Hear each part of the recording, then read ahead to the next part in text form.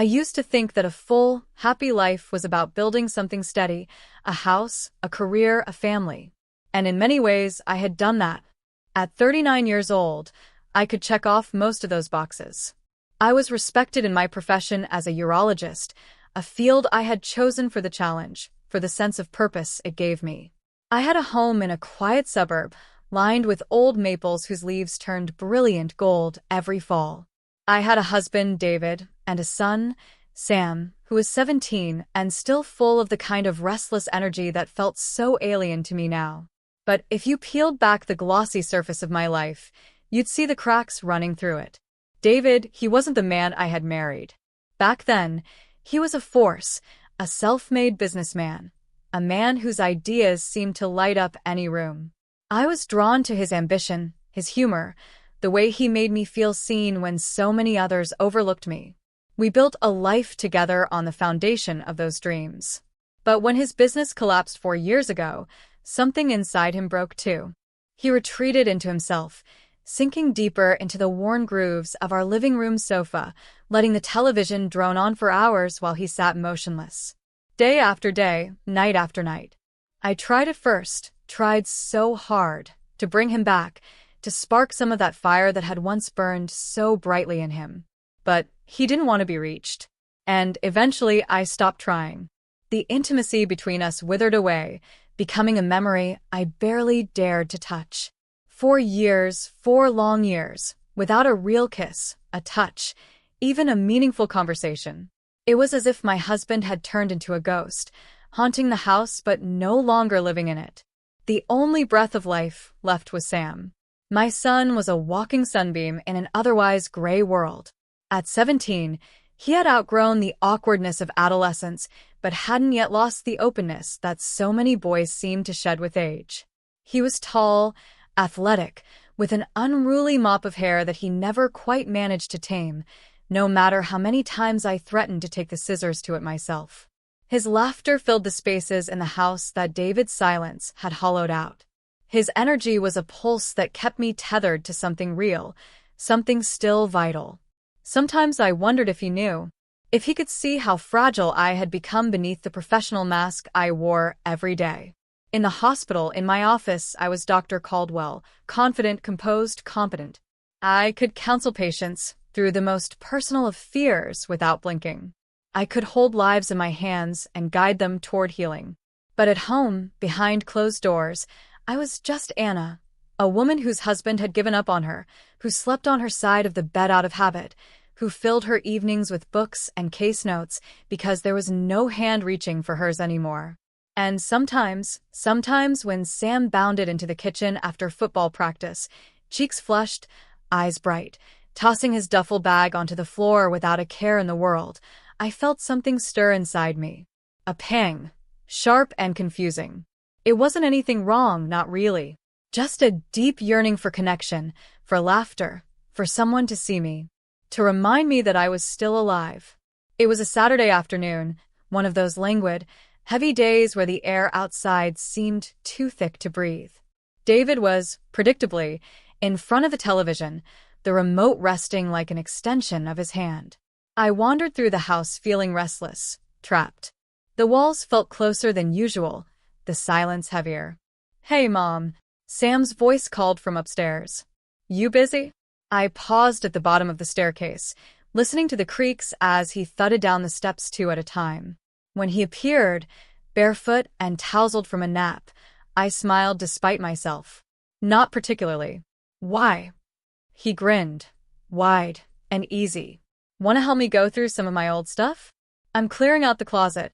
I figured we could, I don't know, make a day of it." I laughed. "Since when does cleaning out your closet qualify as quality time?" He shrugged, unbothered. "Since I realized you look like you could use something better to do." There was a mischievous sparkle in his eye, the same look he had when he used to try to sneak an extra cookie before dinner. It melted something inside me, some frozen, brittle part. "All right," I relented. "But if I find any disgusting gym socks, you're on your own." We spent the afternoon sitting cross-legged on his bedroom floor, surrounded by old clothes, football cleats, broken video game controllers, and school projects from a lifetime ago. He told me stories I hadn't heard, things he and his friends had gotten up to, small rebellions and secret victories. I laughed until my sides ached, the kind of laughter that felt rare and precious now. At some point, I realized he was watching me, his expression softer than usual. "You don't laugh enough anymore, Mom," he said quietly.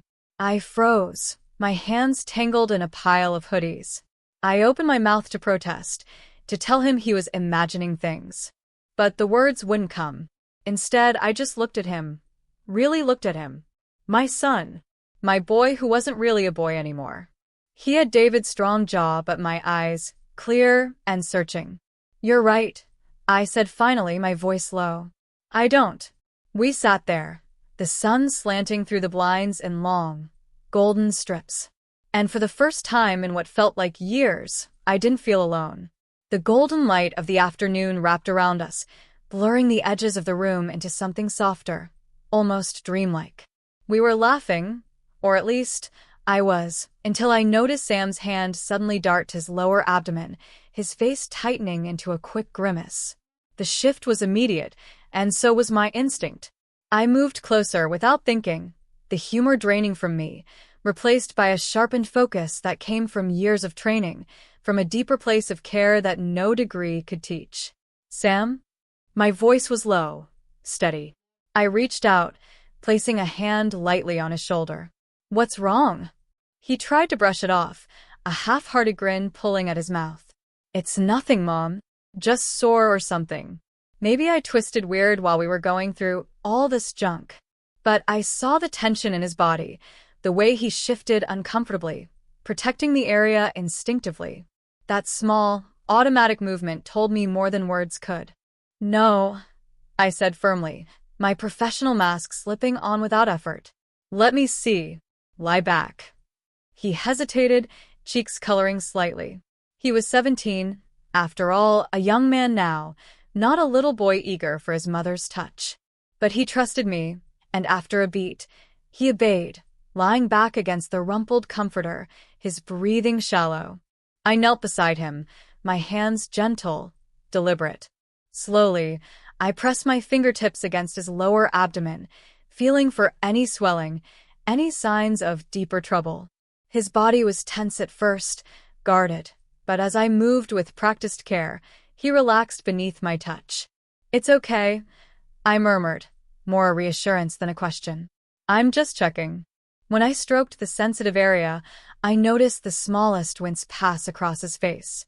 Not sharp pain, more discomfort, awkwardness. A tenderness that shouldn't have been there in someone so young, so healthy. I paused, studying his expression. "Is this the first time you felt something like this?" I asked softly. He nodded, biting his lip. "It's been a little weird lately. Like when I go to the bathroom. It doesn't really hurt, but it's not normal either." Kinda tight. Hard to explain. A wave of fierce protectiveness surged through me. Hot. Immediate. My son. My baby. Whatever was happening inside his body, I would fix it. I had to. The idea of him suffering silently, of bearing even a small pain alone, was unbearable. "You should have told me sooner," I said gently, smoothing a hand through his unruly hair. "You don't ever have to be embarrassed with me, Sam. About anything. Especially not this." He swallowed, his Adam's apple bobbing slightly. "I didn't want to bother you. That, more than anything, broke my heart a little. You could never bother me." I leaned closer, lowering my voice to a soothing whisper. "Listen, I want you to come by my hospital tomorrow morning. I'll run a few tests, just to be sure it's nothing serious." He opened his mouth to protest, maybe out of stubbornness or pride, but something in my eyes must have warned him. He closed it again and simply nodded. "Okay, Mom." "Whatever you say." I sat back on my heels, brushing a hand lightly over his forehead. Relief mingled with something fiercer, something wilder inside me, a need to protect, to care, to make sure nothing touched him without my permission, without my knowledge. It was more than professional concern.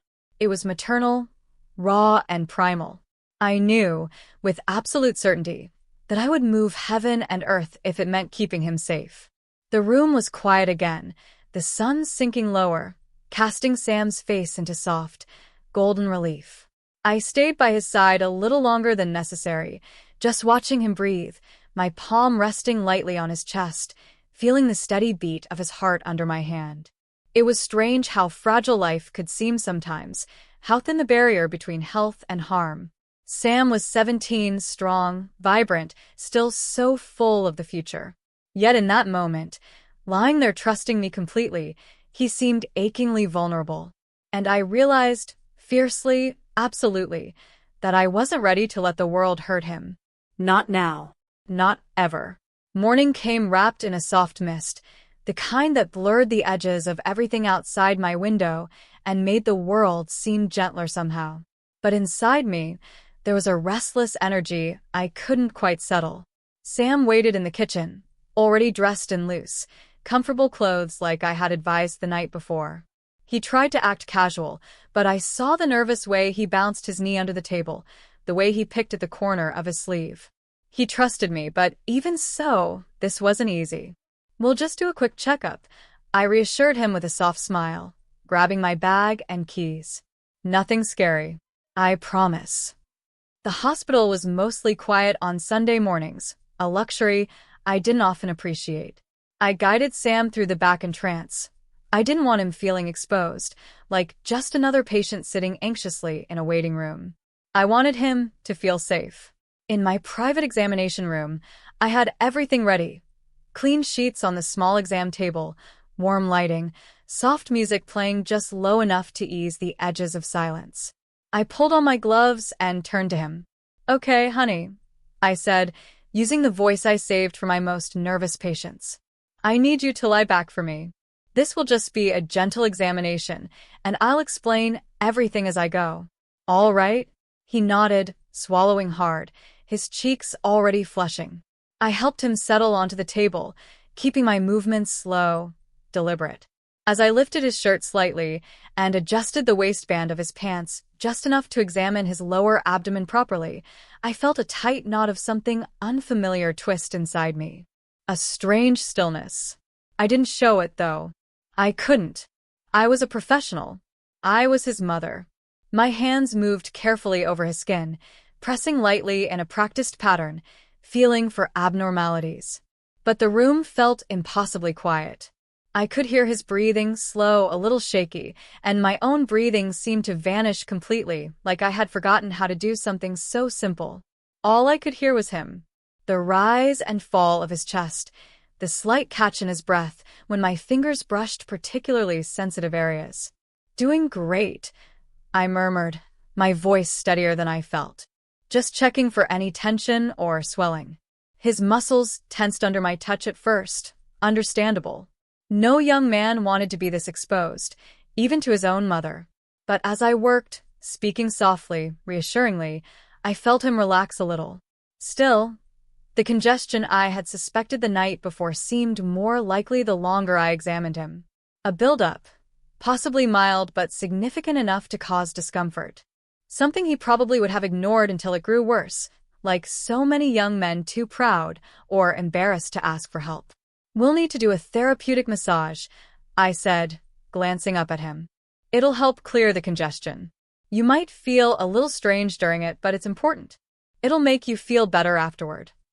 He looked at me, wide-eyed but trusting. God, that trust nearly undid me. "Is it going to hurt?" he asked quietly.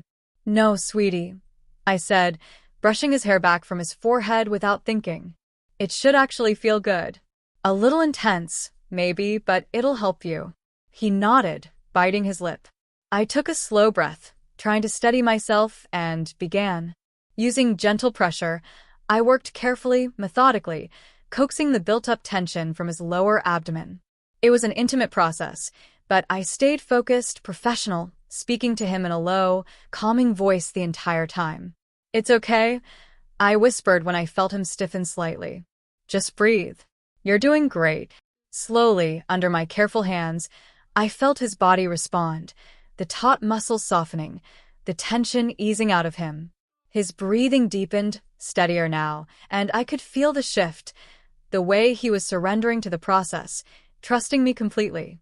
And somewhere deep inside me, something fierce and unnameable stirred again, a powerful, aching tenderness that made my chest feel too tight.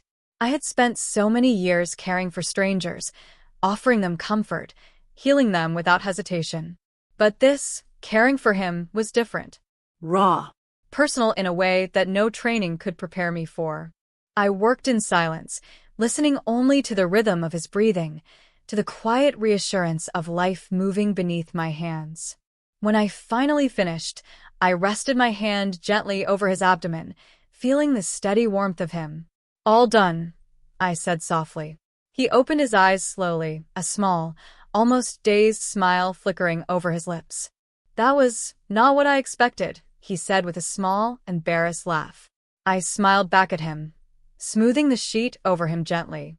Good. That means it worked. Inside, my heart was still pounding, not from fear, not from anything wrong, but from the sheer overwhelming tenderness I felt for him in that moment. I helped him sit up slowly, checking his expression carefully. He looked relaxed, lighter somehow. And for the first time in a long time, so did I. That night, the house felt heavier than usual, as if the walls themselves were holding their breath. David, as always, had fallen asleep on the living room sofa, the television casting flickering shadows across his slack, indifferent face. I stood in the hallway for a moment, watching him, feeling nothing but a dull ache of resignation in my chest. Without a word, I turned away, climbing the stairs slowly, the steps creaking softly under my bare feet. In the bedroom, the silence was vast. I changed into a simple cotton nightgown and slipped under the covers, but sleep refused to come. I lay still in the dark, the ceiling above me nothing but a pale, empty canvas. My mind betrayed me, circling back, again and again, to the moments in my office earlier that day. The feel of Sam's warm skin under my fingertips, the way his breathing had synchronized with mine, the way he had trusted me, surrendered so completely to my care. The memory was vivid, too vivid. I squeezed my eyes shut, trying to will it away, but instead, the sensations deepened. The gentle weight of his body under my hands, the unspoken bond that had filled the room, humming like a live wire stretched between us. And then something else. A heat, rising slow and insistent from the pit of my stomach, unfurling in waves that I couldn't ignore. I shifted under the covers, restless, my heart pounding far too fast for a quiet night. My hands clutched at the blanket, pulling it tighter around me as the tension inside grew unbearable, a tide rising with no shore in sight. And then, without warning, I reached a trembling, breathless peak, my body arching slightly off the mattress, my hands twisting in the fabric, my breath coming in short, gasping bursts into the darkness. Shame and relief tangled inside me, leaving me dizzy. I barely had time to catch my breath before I heard the softest sound, the door easing open. I turned my head toward the noise, heart leaping into my throat. Sam stood there in the doorway, the hallway light silhouetting his lean frame. His face was open, uncertain, but his eyes, those deep, searching eyes, held something raw and honest. He didn't speak. He simply crossed the room in a few silent steps and knelt beside my bed. For a moment, he just looked at me, really looked at me, and I felt a fresh wave of heat rise to my cheeks, but I couldn't look away. Then, as if it were the most natural thing in the world, he leaned forward and pressed his lips softly against mine. It wasn't demanding. It wasn't rushed. It was a question, a hope, a confession, all carried in that one fragile, stolen kiss. When he pulled back, his voice was a whisper barely louder than my own heartbeat. "I can't forget what happened today," he said, his forehead pressing gently against mine. My arms moved on their own, sliding around him, pulling him closer. I cradled his head against my chest, my fingers threading through his hair, stroking in slow, soothing patterns. He sighed, a sound of pure surrender, and I felt it echo inside my own heart. We stayed like that for a long time, two souls clinging to each other in the quiet, in the darkness, in a world that had long since stopped making sense. In that moment, there was no past, no future, No rules or expectations. There was only us. Only the sound of his breathing against my skin and the steady, fierce beat of my heart beneath his cheek.